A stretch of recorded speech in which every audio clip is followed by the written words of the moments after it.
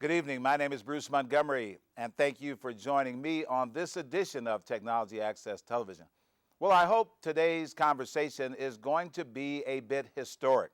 My guest has come all the way from Mexico to tell us about some of the most exciting things that have happened in that country that is connecting Mexico and entrepreneurs and innovators and capitalists to come all the way to connect with us here in Chicago and create a bond and a link to build on our historic collaborations that have gone on, of course, in this city for more than 100 years. But it is reaching a boiling point right now because my guest has brought some phenomenal ideas to the table in Mexico City, and he's sharing those ideas with us here today. My guest is none other than Marcus Dantas. Marcus, how are you? Fine, and thank you very much for the invitation, Bruce. Well, I am delighted to meet you. I've actually, and I know you were a little shocked because I've actually heard of your coming before you arrived, and of course your friends here that have worked so hard to make this trip possible are so excited that it's finally taking root. So, but you've been to Chicago before, I take it. You've been here a couple of times, or many times. I've been here many times. I love this city. It's a beautiful city. Okay. A little too cold for Mexicans, but yes. Well, that's why we need you to come more often so you can bring some warm, sunshine with Gulf us. sunshine weather here. But you are exciting. You are starting something that's so exciting.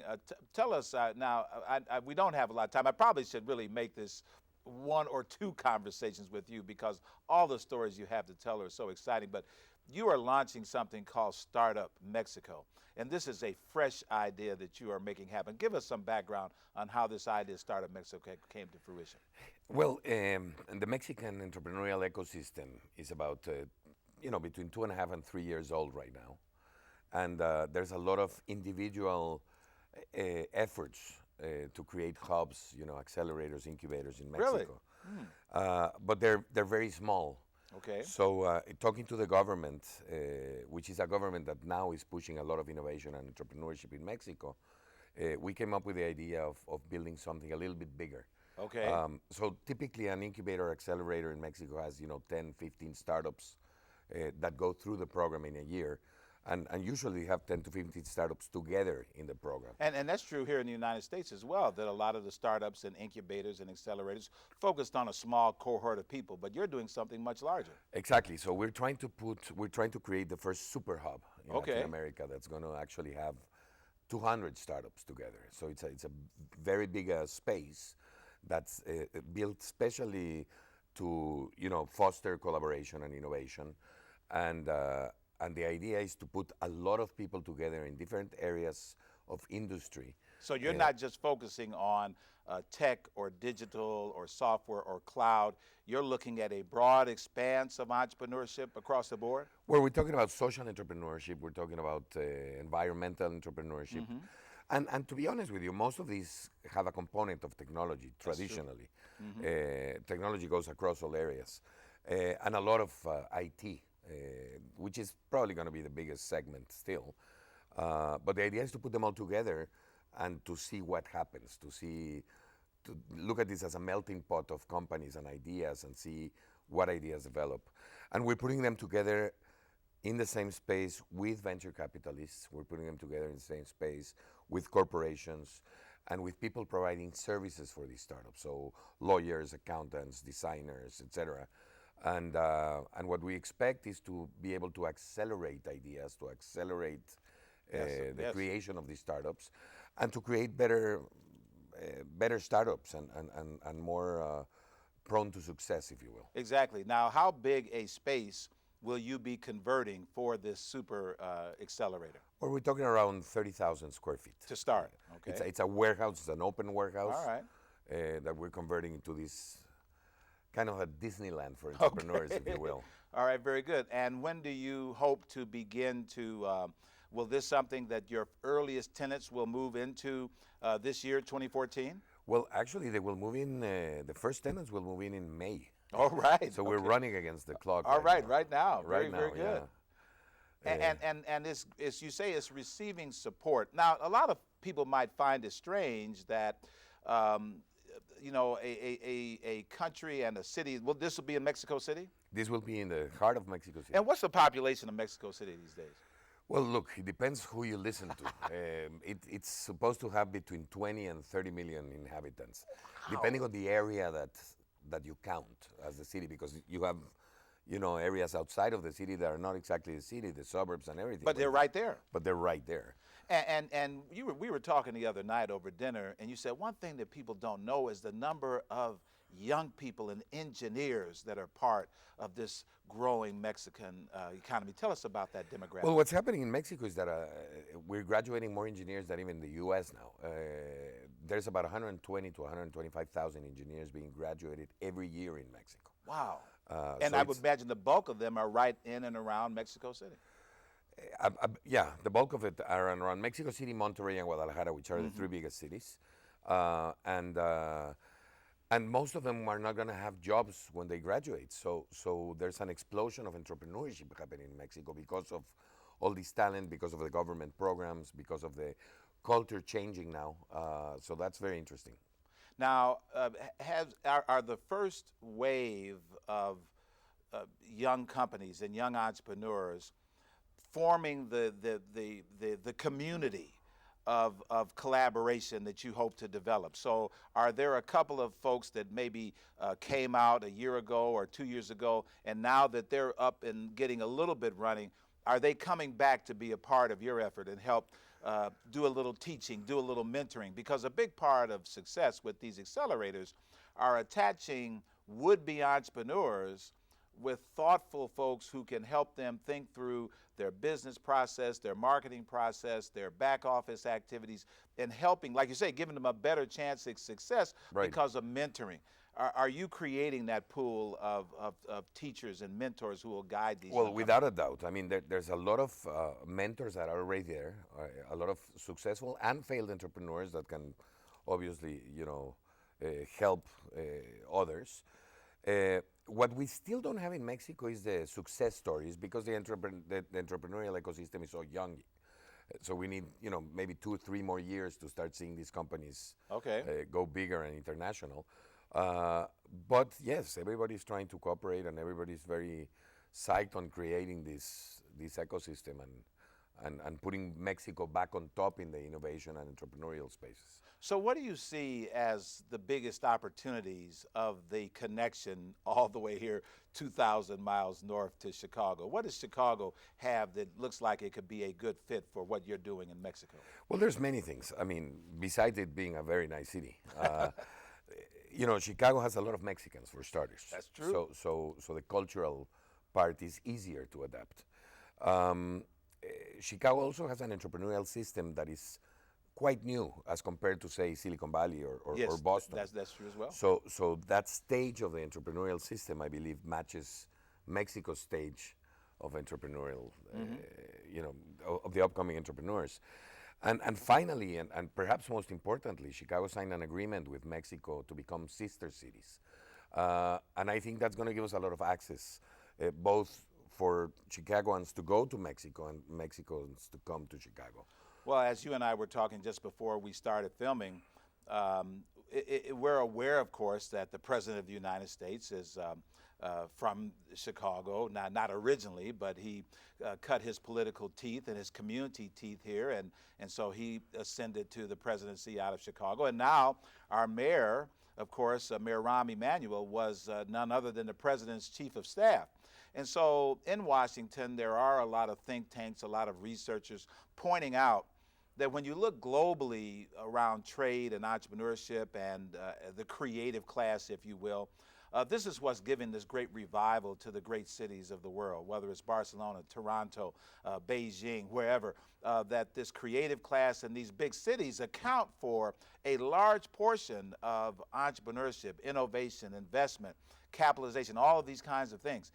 And so some of these think tank guys, in fact, a group out of Brookings, leaned on the president and leaned on Mayor Emanuel and said, look, you need to get smart. You might want to move in this direction.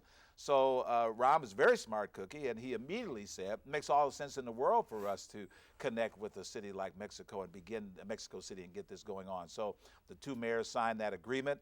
I think Mayor Emanuel's first trip, international trip, was to Mexico from Chicago upon becoming mayor. He's only been mayor a couple of years. And so this is fostering, and so, people in Chicagoans find this somewhat exciting because the governor of the state of Mexico was here just maybe 2 months ago, meeting with our own governor, Governor Pat Quinn, and they're talking this same kind of talk. And then, of course, now the mayor of Mexico City will be coming back, I guess, with a delegation, which you'll be a part of. Are the plans for that delegation already taking shape? Well, we don't know the schedule yet. We don't know All right. exactly who we're going to meet. But yes, the idea is to get a little more familiar as a Mexican delegation with the Chicago ecosystem and to start doing things together. I mean, it is a very proactive trip. So the idea is actually to create this collaboration between the two cities. I think that Chicago is a great entry point for Mexicans to the U.S., and I think that Mexico is a great test market for people in Chicago to start testing also startups. So I think that we can collaborate in more than one way. Part of the mix of what's going on here in Chicago, of course, comes out of our academies. So what we see happening, helping to accelerate this whole entrepreneurship boom, is that our prestigious business schools have caught the e-bug as well. There was a time where you mentioned, like Kellogg, the business school at Northwestern, or Booth, the business school at the University of Chicago. There was a time where those organizations were more concerned with producing students that would go to be captains of industry and get a big job in a corporation or something. And now those schools are all about business plan competitions and startup competitions and all these kinds of things.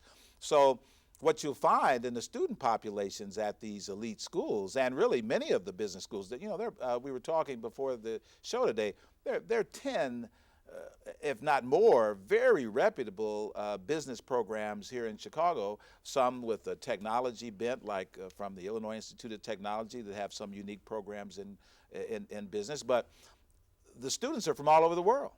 So some of the top students on any of these campuses come from Spain and Mexico and from Asia and from Africa. So it's a really, when you look at the top business schools, it's really very, very global.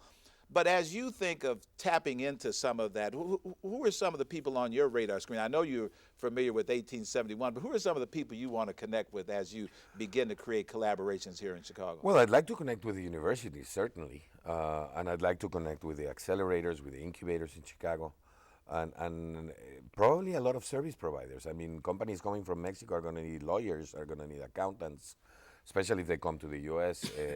And the system is different, the accounting is different, the legal system is different, so we're going to need providers.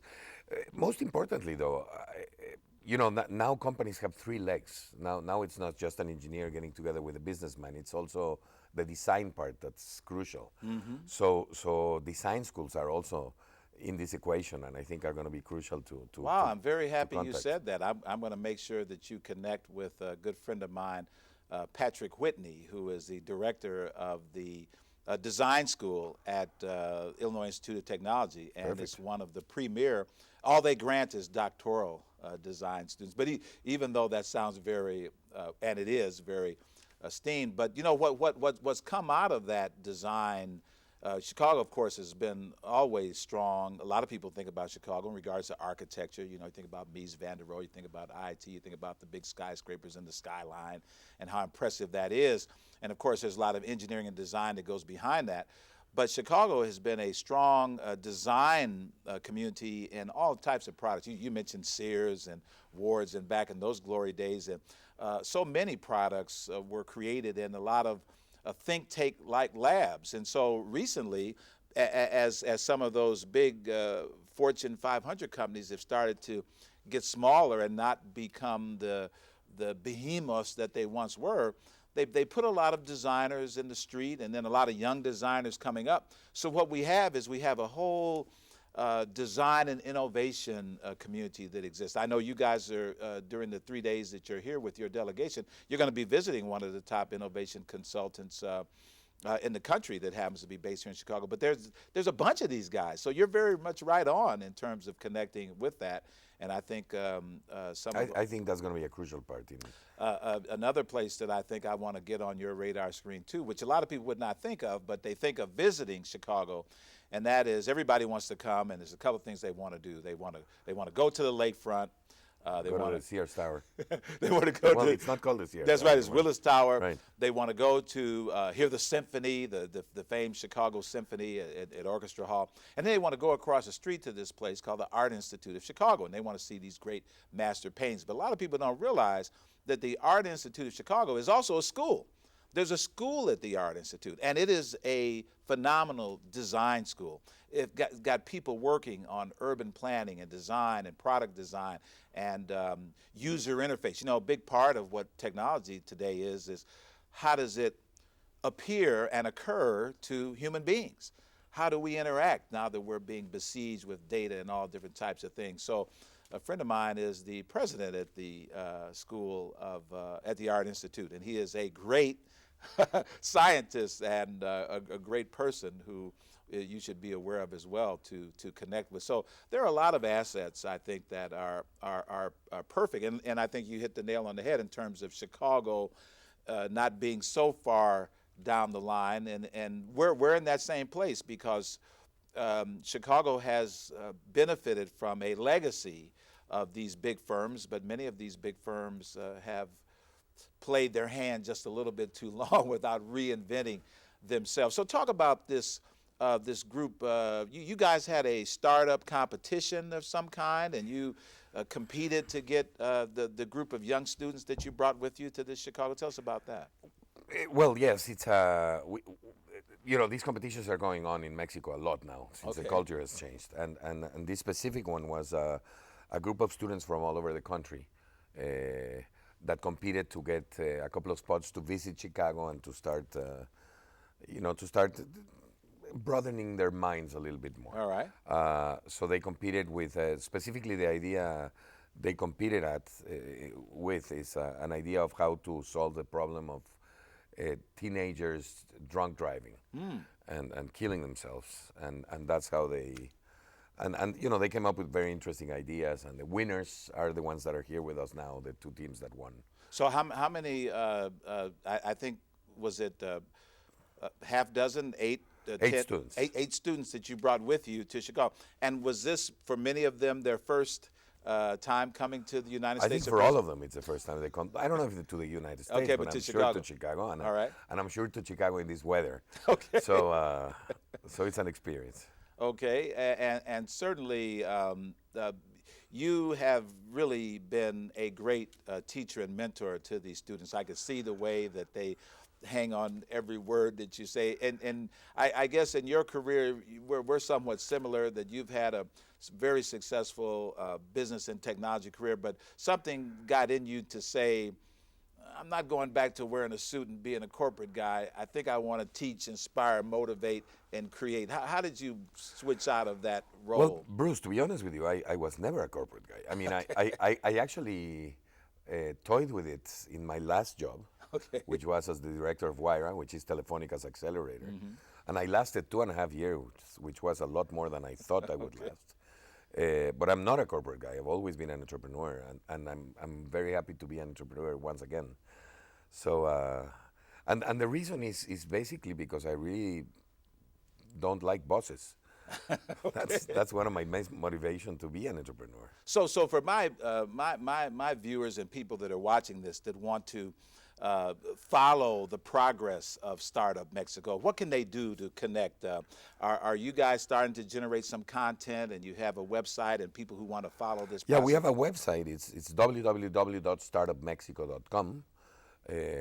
You know, we're also on Twitter. We're also on Facebook. So yeah, they can follow us definitely, and I think their experience will be interesting, especially, perhaps especially for Latinos being here that would like to reconnect. It's a very interesting site because it can connect them back to Latin America and can connect Latin Americans to the U.S. as well. So. Well, I think that is something that is very, very special. Chicago's education system, and I'm talking about our K through 12 education system, Right. is highly Latino. And you would be blown away by some of the students. Some friends of mine specialize in education, STEM education in K through 12. And they've opened many of these tech-focused schools in the Latino community and in the African American community, because these schools, these communities had been underserved by schools that had a technology focus. And so some of these young Hispanic and black students have got involved with robotics on the robotics competition teams and on the programming competition teams. And they've taken city titles and state titles and competed and gone around. And it's because they're so passionate and have this pent up energy to be involved in these kinds of things. So I think that what you're doing is going to have a very positive influence on Latinos and minorities here in the United States when they will see how challenging it is in Mexico, that some of your entrepreneurs have much difficult time securing capital, getting up and running. But it will be an inspiration to them to see the kind of companies and hopefully the solutions that your teams and entrepreneurs will think of will find traction here in the United States. So talk about, you know, what it takes for entrepreneurs to become going concerns. What are some of the things that you want to bake into your process that will not just have people, you know, playing with computers and having fun and playing games and mobile apps, but turning these things into going enterprises? What are some of the processes? Look, I mean, I would say that the first advice that I would give a potential entrepreneur is to first love what they do. Because, you know, people forget that it's very important. Entrepreneurship is a hard road to follow. And people think that, you know, because you're an entrepreneur, you gotta get it easier because you can wake up at any time and you know, work at any time. And in actual fact, it's a harder road to success. So the first thing is you gotta love what you do. But there is a secret to this, and the secret is actually to find something that people need and to find a different or unique way to do it.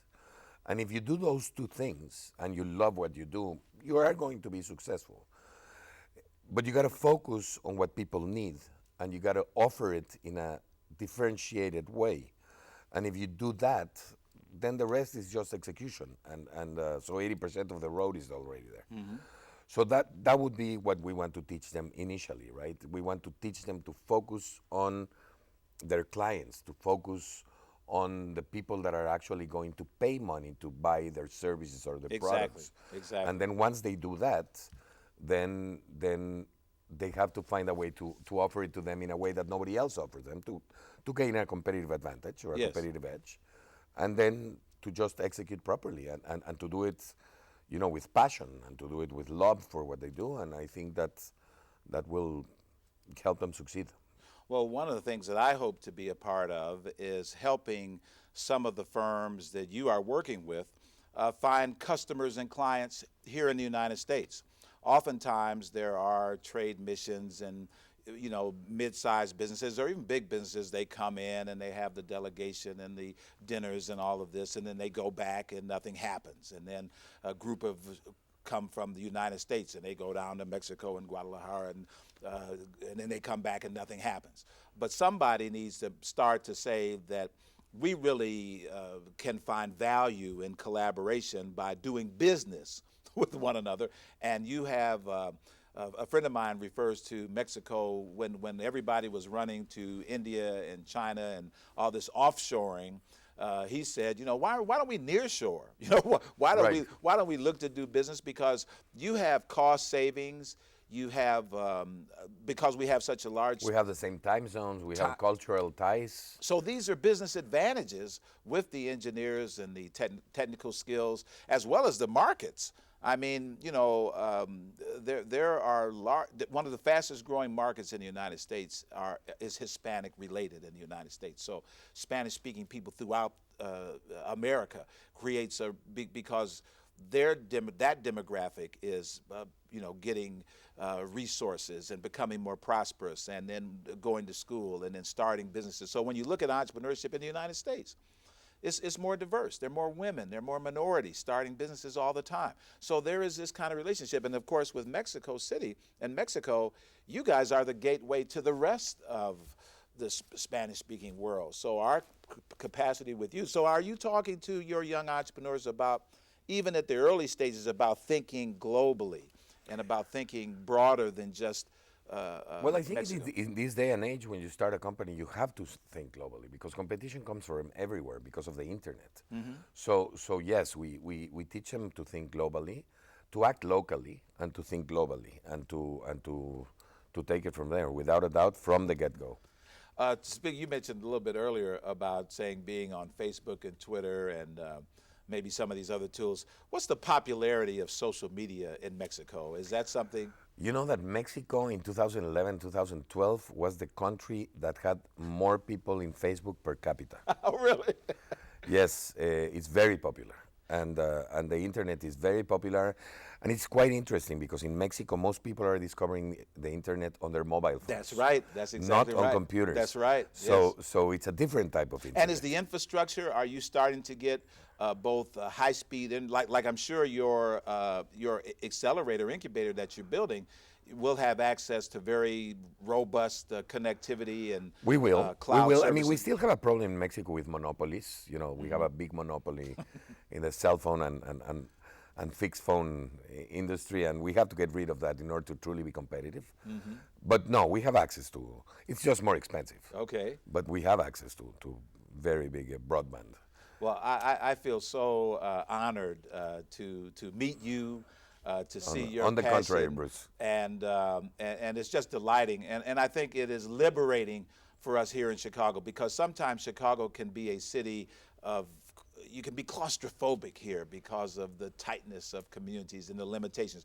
But what is changing Chicago every day is our desire to get global ourselves, and we need to break away from whatever used to be the confines and create new partnerships and new relationships like you're doing. So I'm so excited that you took matters into your own hands and decided to come and bring these young students to Chicago. And I hope my people watching today will become as excited as I am.